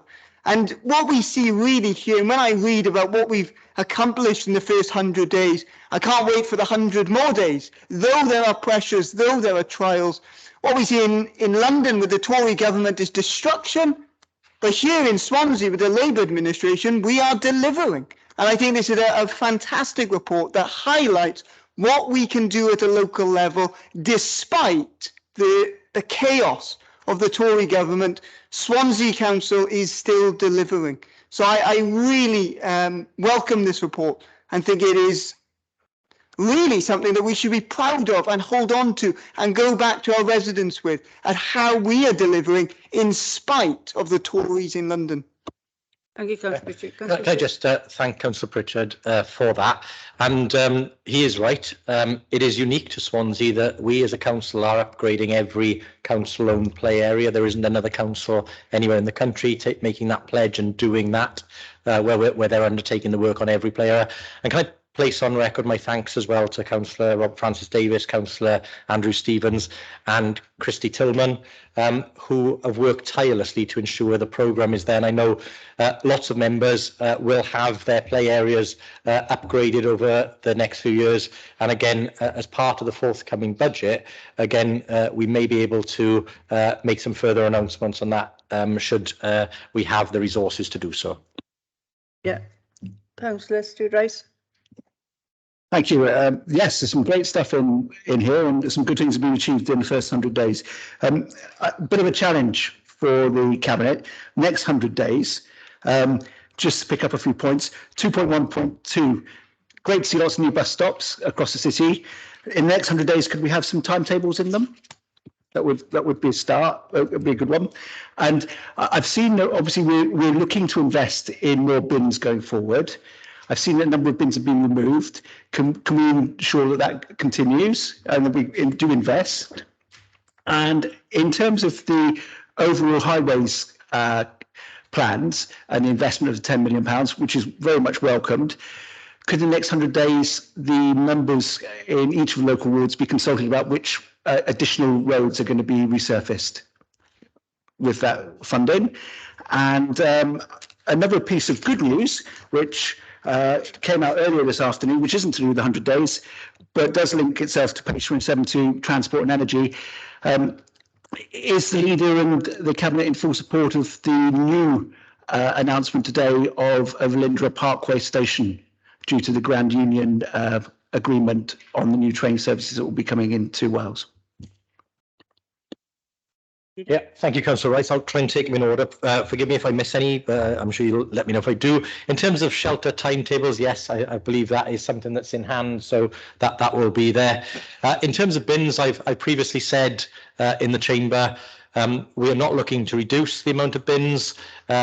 Officers will consult members where they need to replace a bin or to repair one. If the bin cannot go back in the exact location, the members will be consulted on a location nearby where that bin can be placed. But again, the replacement programme will continue in terms of upgrading the bins across the authority. In terms of roads, yes, there will be a discussion with members in terms of potential roads, additional roads that will be done. And I know Councillor Stevens is working on that programme at the present time with officers. And then in terms of Lindra Parkway, we've been very clear for some time. We encourage and support the establishment of a station at Lindra, but it cannot be in isolation. That is something we will not support. It has to be connected to a network of stations. We would expect stations to be constructed in Landor, in Llansamlet, in Morriston, Velindre, out towards Neath and Britton Ferry and down towards Pontedilais, Gorsainon, Gowden, and obviously further west into Carmarthenshire. So it has to be part of a network. Otherwise, all you're doing is making people drive further to a station that's not connected to anything but the main line. It doesn't save people any journey times, and all it does is increase the time in which they're in their car, which is something we're trying to reduce. So it has to be part of the network, and we've been very clear with both Welsh Government, UK Government and regional leaders that that's our position. Thank you, Leader. Councillor Connor. Yeah, thank you. I just wanted to say that I'm here on a local level and I'm really passionate about Swansea. I was born in here and I grew up here, and I would also like to congratulate you on the Right to Play and the team, all of you, for the work that you've done. Swansea Arena is incredible. It's something that I'm really proud of. Many thanks. Oh, sorry, many thanks. Councillor Black. Yeah, thank you, Chair. Obviously, the report is very encouraging and very positive, albeit we waited 210 days before we had this from the local elections. So I think we've already had the second 100 days, Councillor Rice. But I think it's important that that the format of the report, the next time we have it, is slightly different, because the way I read this report is it's a good news story. You know, it reads well, but there isn't a proper way of assessing how you've actually achieved each particular point. Because clearly, when you set the first 100 days, you had a number of things you wanted to achieve in that 100 days, but you can't actually assess it properly from the way the report is set out here.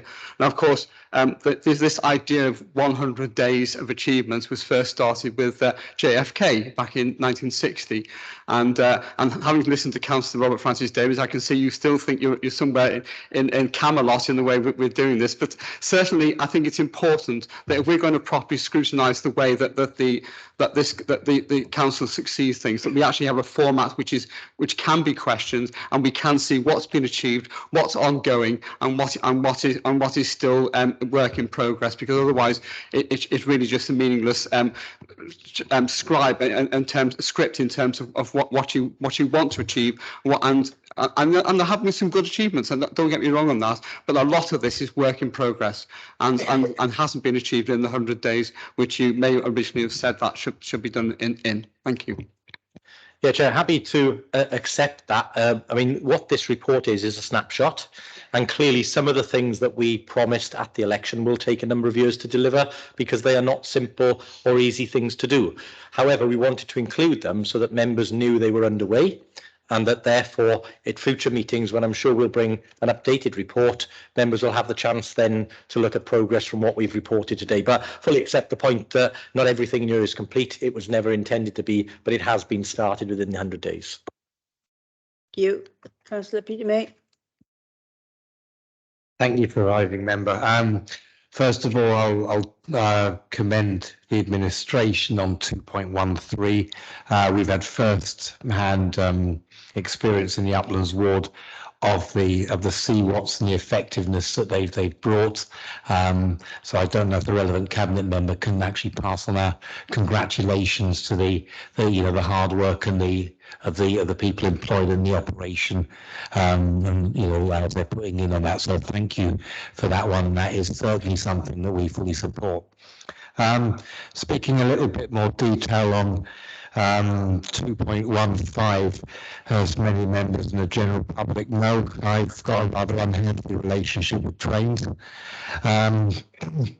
In fact, 936 of them in the Uplands were cleared out after a pretty drastic and intense operation spanning over about 25 Saturdays of my life, which I'll never get back. But it was good fun. I must say I welcome the new drainage vans that have finally arrived, because at the point in time, I think the county had 4 drainage vans, and they were all sort of above 7 years old, breaking down. At some points, we only had one actually in service, and we were relying on ones being hired in. These new, I can say from first hand that when I've been on a revisit, such as my obsession with trains, that these new vans are more reliable. They can do more things and everything like that.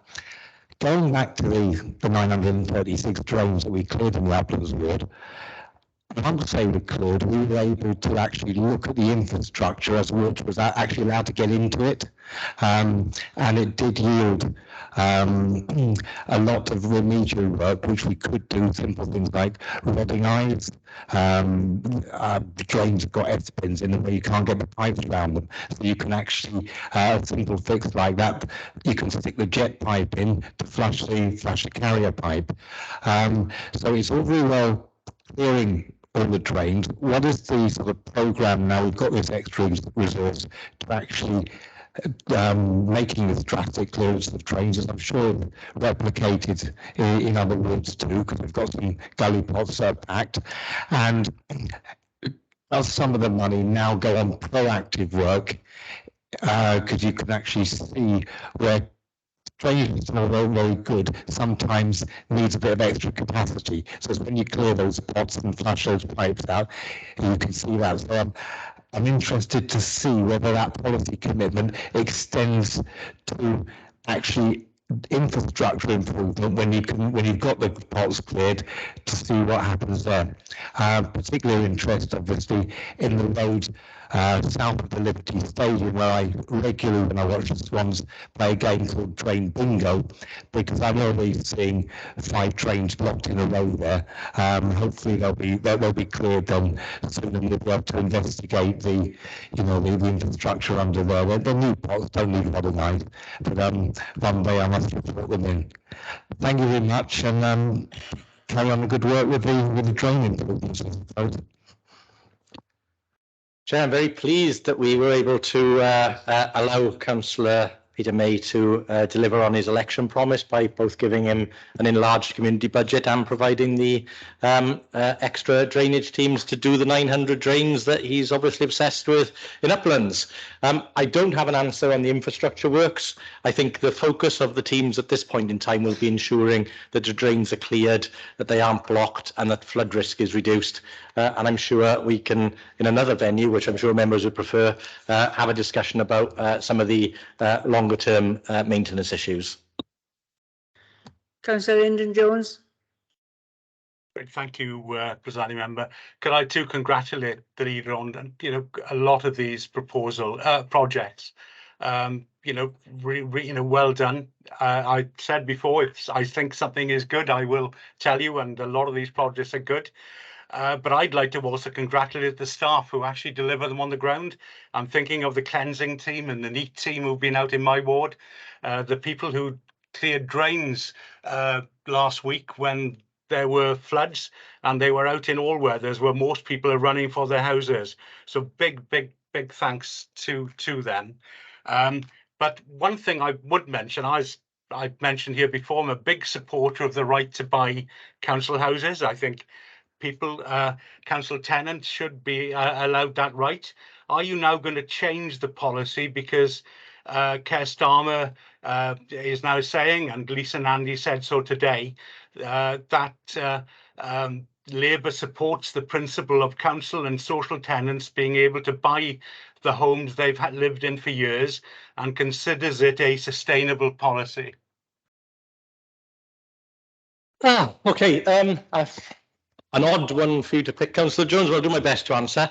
Look, we have over 6,500 people waiting for homes in Swansea on our waiting list. The reason we have people waiting on the waiting list is because your government during the 80s stopped councils building houses, allowed council homes to be bought, didn't allow the councils to retain the money, and took the money to the Treasury. Hence, our housing stock reduced, it didn't get the investment it required, and it created significant homelessness and waiting lists. We do not support the right to buy. What we are doing, and which Councillor Lewis and our teams are leading on, is not only invest in over £500 million to upgrade our council stock to make them the best homes they can be, but also building new modern homes, including ones which are highly energy efficient with low energy bills, so that we can get more people off the waiting lists and into housing, more people off the homeless register, and to ensure that people get decent homes. If we started to allow people to buy homes again, then we would increase the waiting times for houses, because it takes time to build homes. It is not something we support, and quite frankly, I'm surprised you raised it again. Councillor Day. Thank you. Just like to, as Lord Mayor, be able to comment upon the council and the staff in terms of the support that they've been providing to food banks. I'm halfway through a programme of visiting food banks across the city and county, and incredibly grateful for the volunteers that provide their time and their effort and the support that goes into delivering this service. I'm sure that everybody in this chamber and elsewhere would not want us to be in a position of having food banks, and we've already rehearsed those discussions about the reasons for the pressures that there are on people. And I think it's a great shame that we're talking about people who are not just those who are out of work, but those who are in work now having to access those food banks. But I'd just like to ask if the Cabinet member could pass on the thanks that's been expressed to me from many food banks for the work that officers have been doing in getting grants out and the support that they've been able to receive. So on behalf of the food banks across the city, of which there are in the mid-20s now, isn't it, Alison? It's just a grateful thanks for the support that the officers are giving. Councillor Lewis. Thank you, Presiding Member, and it's probably just as well you didn't bring me in directly after the leaders, giving me a little bit of time to take a breath and calm down from the comments about bringing back council right to buy. This council, just as a reminder of history, lost 4,000 properties, and we've now got 7,000 people on our waiting list. I mean, we don't need a mathematician to work out the maths. We desperately need, we're in the middle of a housing crisis. We desperately need affordable, well-built homes in this city and across Wales and across the UK. I just remind Councillor Jones that this is Welsh Government legislation. This is not a choice for this council to bring back right to buy. But if it was, I can tell you now, this side of the chamber would absolutely not support it, Presiding Member. I won't talk anymore because I'm furious with the comments. Right, I'm going to call for a break after this because we've been going more than 2 hours. But David, you're the last speaker, and then we'll have a 10-minute break if that's okay. I'd just like to ask the leader. This report has unearthed another 100-day achievement that isn't actually in the report. You've led, your report leader has led Councillor Peter May to stay the distance at a council meeting and to ask 2 interventions in this meeting, which, if I remember rightly, I know I'm now very elderly as from last Sunday officially, to ask make two interventions in this council meeting, which I believe is two more than he ever made when he was council member for housing. Okay, we call for a 10-minute break now.